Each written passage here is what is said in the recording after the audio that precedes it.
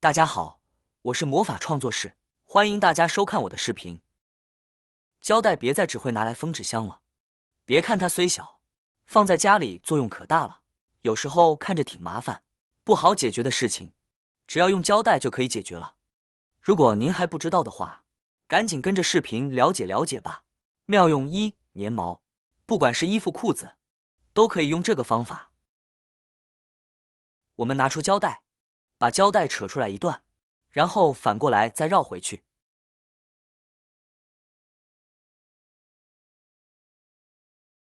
再粘在源头上，就可以用来粘毛了。天气逐渐寒冷，你的毛衣、毛呢大衣是不是都翻出来穿了呢？每到这个时候，我们都会有一个统一的烦恼，就是有时候晒衣服的时候，才发现刚洗好的衣服上面沾着不少衣服毛絮。比如我这条黑色裤子，上面沾着白色的毛絮，这个主要是清洗过程中沾上的，用手扑打的话效果不大，或者说清洁不干净。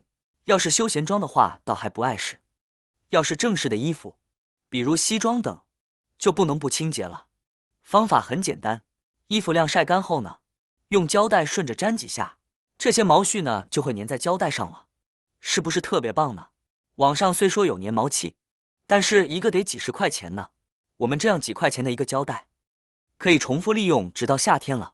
妙用二家里的许多地方呢，都会用到吸盘挂钩吧。这种挂钩不仅对墙面没有损害，也让我们的日常生活便捷了许多。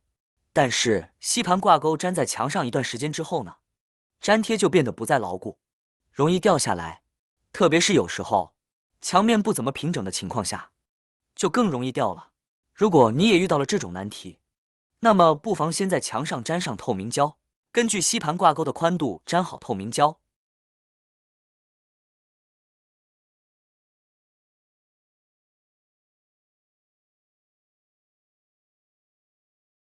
跟着呢，再把粘挂钩呢粘上去。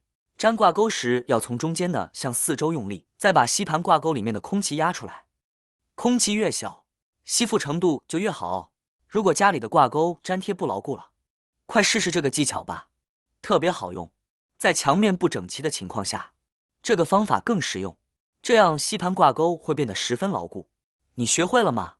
妙用三：清洁卫生。平时在家，是不是都为一地的头发清洁不干净而烦恼呢？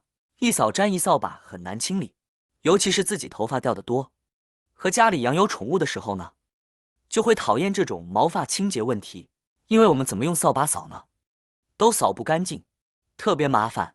那么这时不妨用胶带试试。我们取扫把头那么长的一段胶带，然后将胶带粘在扫把头上，两端呢就粘在扫把须上就行。然后我们再拿这个扫把来打扫这些毛发，这些毛发呢就很容易被粘在透明胶上面了。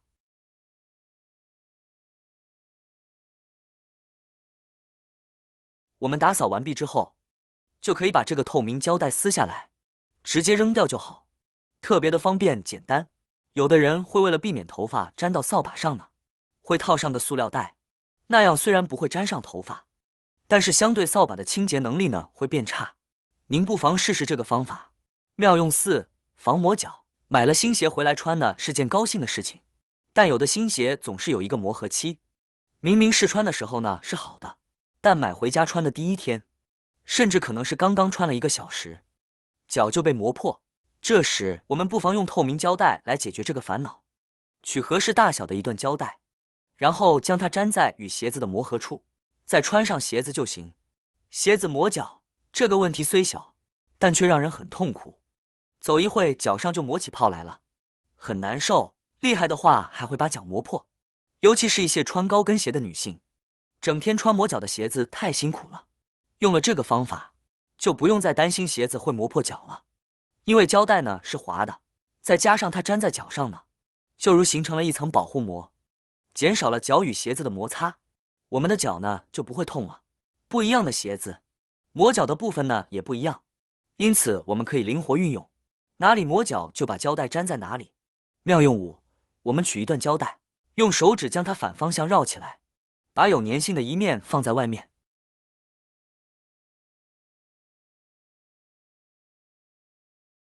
这样取下来，它就是一段双面胶了。那么它有什么用途呢？我们再用同样的方法取下3段，然后拿出家里的卫生纸，我们将它分别粘在卫生纸的4个角。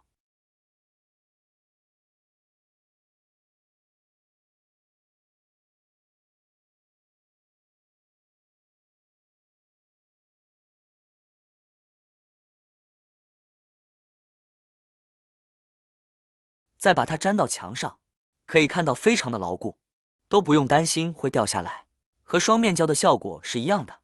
这样呢，我们就可以把一些像纸巾的小物品呢贴到墙面上了，更方便使用。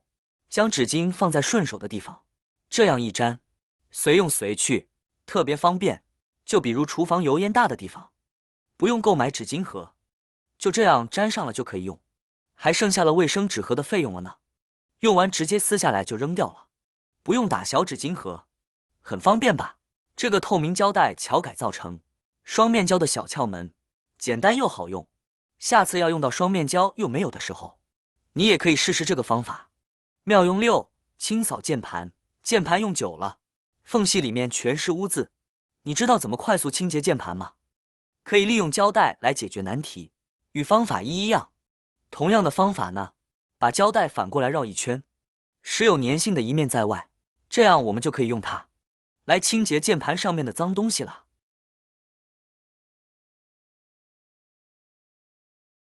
贴在上面之后呢，慢慢滚动，轻轻按压，多试几次，键盘就干净了。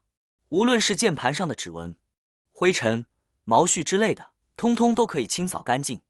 您也试试。键盘清理呢是一件非常简单的事情，有时间的朋友可以每天都清理，这样不但延迟了键盘的寿命，而且有利于自己的身心健康哦。看完了这些生活小技巧，有没有感觉受益颇多呢？透明胶带还只用来打包箱子呢，可惜了，学起来，让自己懂得越多越好。好啦，今天的视频内容呢就分享完了，喜欢我的视频的朋友们，记得点赞、转发、分享哦。